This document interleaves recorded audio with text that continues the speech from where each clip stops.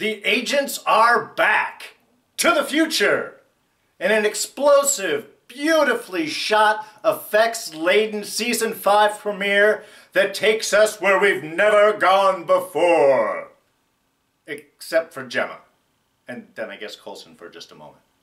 And shows us what the Earth could look like just 5 months from now.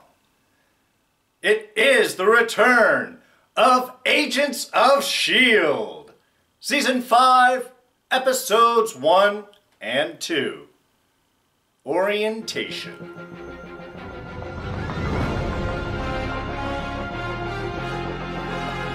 Hey everyone, D here, and welcome to the return of Agents of S.H.I.E.L.D. Yes, spoilers are coming. Alright, we're getting that out of the way. I'm sure you guys are just as excited as I am. Really, just whole week I've just been chomping at the bit. It's coming this Friday, it's coming this Friday. And just, it's so delivered. And yes, I did watch the first 17 minutes that were released. I'm a sucker.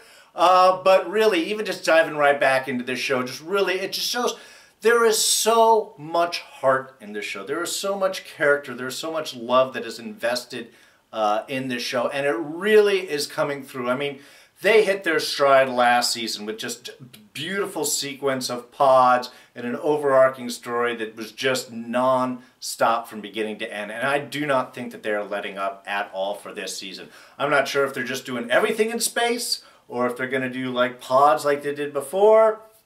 Doesn't really matter. I am following with them wherever they are going. The show tonight was beautiful. A nice blend of effects and practicality in the sense that, I mean, one, when we set things off from the feeling as soon as Coulson arrives onto the station to the music just in that establishing moment, we have a very Aliens type feel, and I mean that in the best kind of way. It was tense, it was mysterious, it was familiar, and yet creepy. They did light effect with shadows, and like I said, the music too, all the tonalities, really very reminiscent, really pulled right into that tense moment, and I think it delivered perfectly. I loved the slow motion, the kind of sinking into time of the rival with Coulson, and thus evidently with everyone else. Looked beautiful, interesting idea for time traveling when we find out exactly where they are later on in the episode. It totally makes sense. The dialogue back and forth was perfect. Mac is my hero. Mac is the everyman. I think in the sense of really the person who's watched all the movies knows exactly what to be wary for. I mean, it's his first, when he shows up and he tells Coulson, yeah, I hit this guy, I don't know, creepy looking guy standing over here with a weird looking gun, I'm gonna hit him. When we go off and we're talking about aliens, and he's just like, Coulson, haven't you ever seen an aliens movie? Don't split up. What do you think's exactly gonna happen? And then he's turning, and you know who's the first one that's gonna buy it. Yeah, Matt, you've seen a lot of these movies. Anyway, it plays with the tropes of the genre while still being authentic to it. Even Coulson's little notes and comments, especially when Virgil gets killed, in a statement of just, God, can't that guy get a sentence out of him? Was perfect. I have to say straight off, too, before I get too far, the fact that Coulson starts asking questions straight away. Pause everything, let's not run, let's not do this, tell us where we are, who you are. I love so much, so often they have everything stretched out so, you know, the characters are in mystery. And I think that they handled that well, where they handled Coulson asking questions, what's up, who are you, where are you, what's going on, and then gave reasons why those answers couldn't have been given, as opposed to the simple, can't talk now, we've got to get down here. I just, those always bother me, especially in shows when they have to get someone in a car and they jump in, it's like, we don't have time, and then you're like, I'm sure you're in the car for like 20 minutes. You could say something now.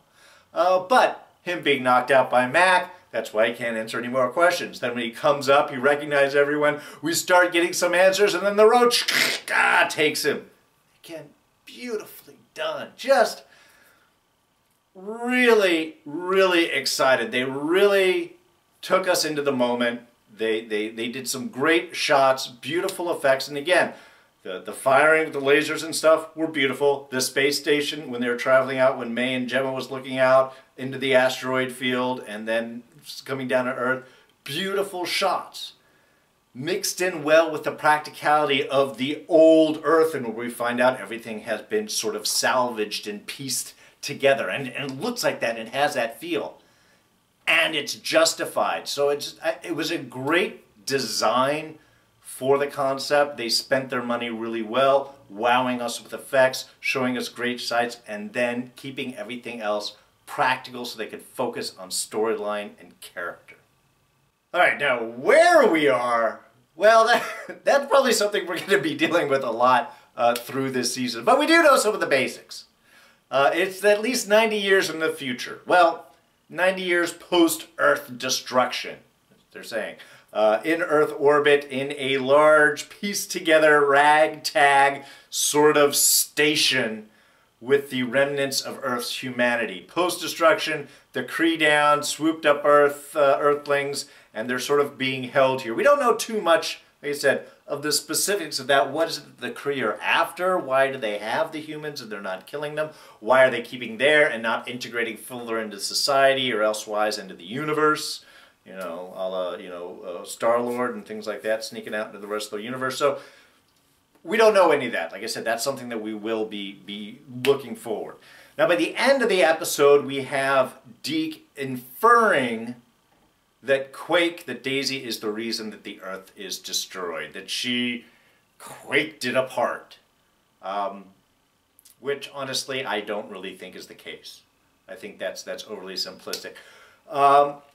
What I think is, and this is just my theory I'm going to throw out, but considering the giant movie that is coming out in 5 months, is that this is actually post-Infinity War Earth.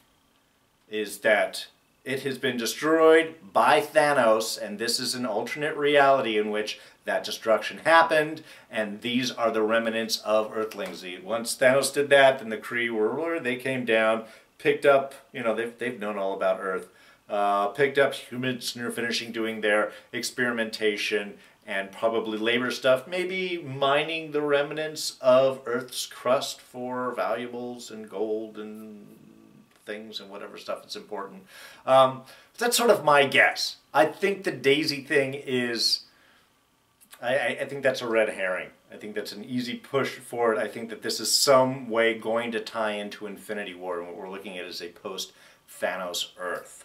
I like the idea of these stories being almost like a religion, that it's been sort of wiped out by the Kree and there's just a few handholds. Virgil, the one being very familiar with it, the perfect reader, and of course take him away so we have that loss of information. Now, Deke, on the other hand, in the conversation he was having with Tess, she seems to imply that he has lost people that did believe in the agents of S.H.I.E.L.D. So I am guessing that he might have family that were believers, and so that's going to be part of his tie. The question that brings up, alongside with his final statement that he says to Daisy about, I've pieced the histories together and I know what caused it, you are what caused it. That's cool, and I want to get into kind of more of that, but it does surprise me how much he didn't recognize everyone and Virgil did. I mean, if Deke has pieced all of this history together and he has access to some of the new stuff, and I love the framework integration into things, again, continuing stories, and being able to integrate and have access to some of that, why he wouldn't recognize everyone sort of first off and Virgil would? I mean, I get that Virgil was more of a true believer, but I would think that Deke would have had the same access to stuff, especially if family were associated. So we'll find more out about Deke. I think he's overall going to be a good person, but he's a scavenger. He's a survivor. He's stuck in a world that all that he has known is where he is, space station overloaded by evil Kree. So yeah, I can see that he is not taking chances. But I think that there will be a heroic arc that we will find out from Deke, probably not too far ahead. And Fitz is not with us at the moment. Why? Because he's not on the list. So said our creepy alien man in black guy. And you know, he looked like an alien. From the get-go. At first I saw him, I put on my notes, "This guy looks like an alien," before he peeled off his skin. I did love that intro. I like the return, and it did look like we had some suspicions last year, is that it does in fact look like the same neural inhibitor from Iron Man, the first Iron Man, because they were putting in the earplugs and did the whole little thing. So I think it's a souped up version. It knocks you out, but it freezes your mind too. Unlike the one in Iron Man where you were still kind of conscious while you were frozen. So anyway, Fitz not with the group. Truth of that is, of course, is that Andy Decker was filming. He had a movie that he was doing, and when they had moved the filming schedule up with Agents of S.H.I.E.L.D., he couldn't start things off. First 3 episodes I think that he is out of, and then he will be back. So he is down on Earth. Now they may send him back forward. He may be something on Earth that will tie things up. I think this kind of deals in, we got some questions about why they were sent out. Because if there seems to be some mission, they were believed that they're coming forward to save humanity, then they were sent forward in time intentionally. So I don't think this was quite a punishment. This is maybe some, again, alien ideas. We need to fix the timeline and get this done, and the agents are the only ones that can do this. So I don't think this was an in trouble move. I think this was an actual mission move, just done very covertly. But hopefully, maybe Fitz will find out some of that information before he gets sent forward. I want him to join the rest of the crew. So if he is still in the past, he can't be for long, or there's going to be a lot of back and forth jumping. And come on, man. Fitz and Simmons can't be cursed like that. Get that back together. So atmosphere-wise, we get the final shot that we saw from Phil. It's time to go to work. They have to stick around. They have to blend in until they can find a way out of there, a way back, or some sort of communication with the past. I love Gemma's line. Yeah, I'm a biologist, but sure, I'll create time travel. Just give me a couple of minutes to think about it. Like, man, the character clips were awesome. A lot of kind of expected trouble. Something's going to go down. People are going to stick their heads in it. Gemma's going to try and save someone. Gemma, I wish you would just hold on a moment. Gives us that, well, we get our intro to Casius, who's going to be our big overarching villain, at least for the beginning. He may not be the big bad, but at least he's our local bad for the moment. Creepy, all up for perfection. Really, it's just, you know, just a great villain. I hate him, but I like that I hate him, so they're doing a good job. The ear thing that he put in Gemma, nasty. I don't like anything in ears. It's a personal thing with me. But I guess so she can't pay attention to anyone else or communicate with anyone else except for Casius. He's the only one that she can hear now, which is creepy. But with Gemma, at least, we'll be getting in some insight into what's going on with the Kree. You know, we'll have that sort of upper echelon view. We get to find out what all these fancy visitors are, get some more information maybe on the Kree plans that way, whereas we have the rest of the team trying to survive in the rest of the trading post of the lighthouse and all of that. Stealing tech. The trader guy, nasty, you know, again, it's a lot of give and take. I like how they've created the atmosphere. Yes, there's people you hate, but you need them, and you owe them, and you have to work for them because they are protecting you from the even worse guys. They've layered the conflicts well and given reasons why you can't simply wipe them out or take them out or move forward. These are things that you have to adjust and learn to live with. And hopefully not lose your humanity like everyone else apparently has. All right, just a few small things. One, from our opening bit, coconut water, huh? That's what our local alien men in black likes. Lots and lots of coconut water. All of what's in the fridge. Also, Ray's. I always get a warm feeling when I go to Ray's. I've had brunch, I've had breakfast at Ray's many a time. It's in Santa Monica here in California. Pico and 23rd, Pico and 25th, around there. I think a little bit actually, maybe by like 30th. But anyway, great little restaurant. Also was used in True Romance. Anyway, it's a great classic outside diner look, so it's been used for tons of things. And anyway, just always warms my heart to see it.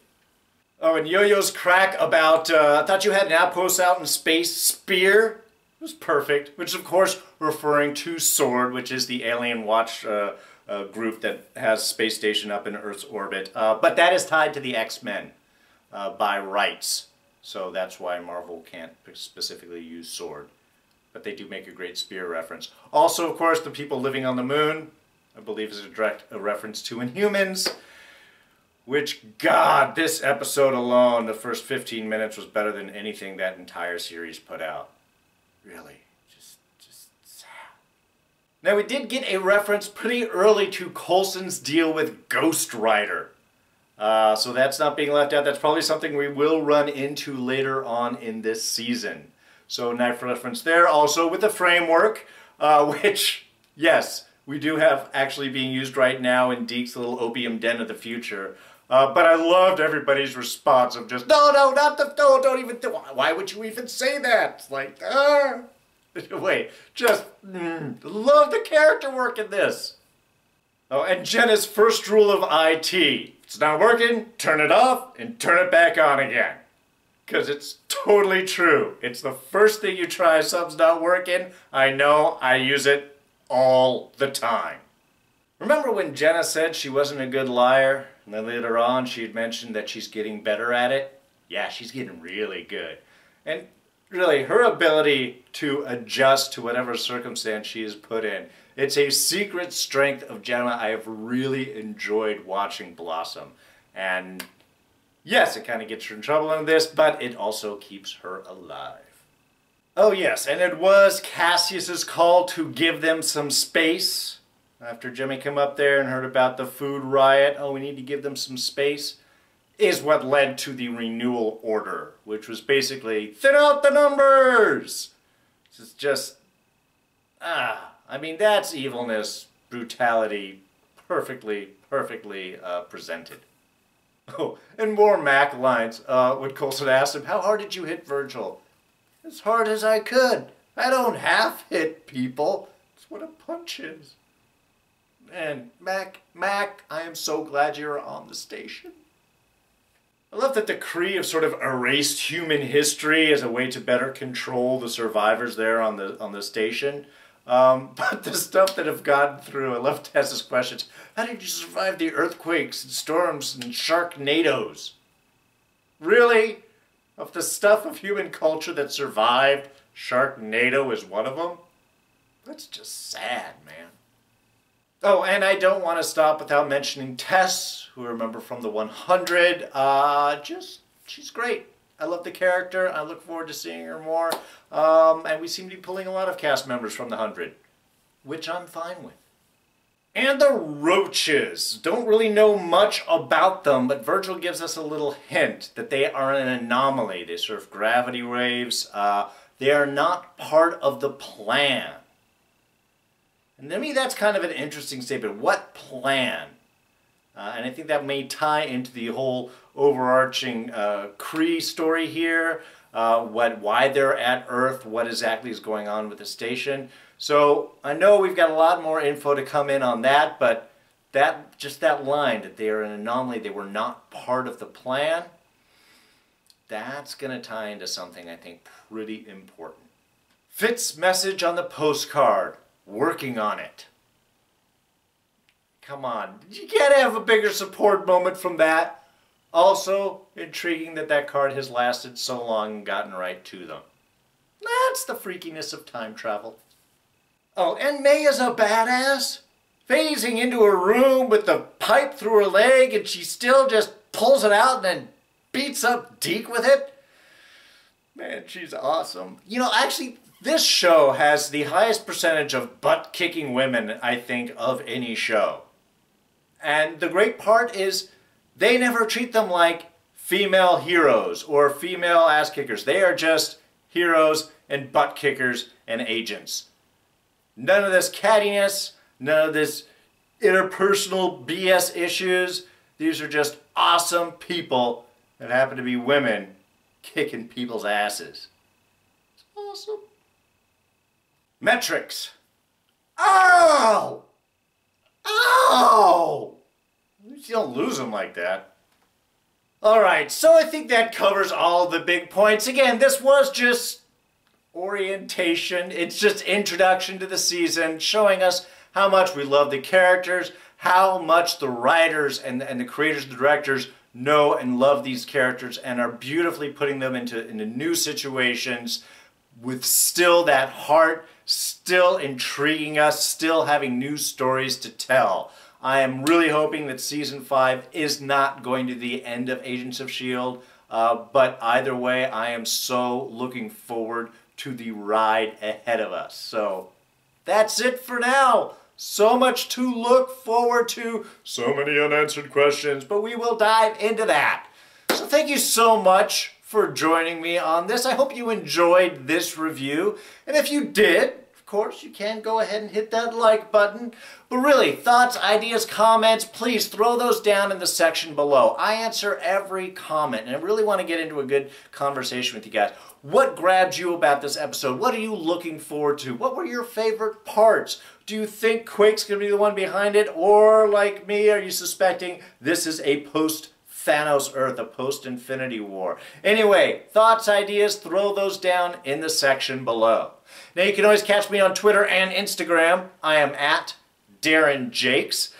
Subscribe, please. We've got a whole season of Agents of S.H.I.E.L.D. You won't miss any of those reviews if you're a subscriber. Plus, we're doing Walking Dead. We're wrapping up Dirk Gently's Holistic Detectives Agency and Mr. Robot. And then next year, we're going to be diving into Legion and American Gods and Westworld when it returns. Just tons of stuff. Don't miss any of it. You won't if you're a subscriber. Do that by clicking my face right here. And I'll go ahead and throw up the latest couple of reviews right here, and you can go ahead and check those out. So, that's it. I'm super excited. I think I'm going to go back and watch the show again. So, I'm out of here. I'm D, and I'll see you guys later. Take it easy. Bye-bye.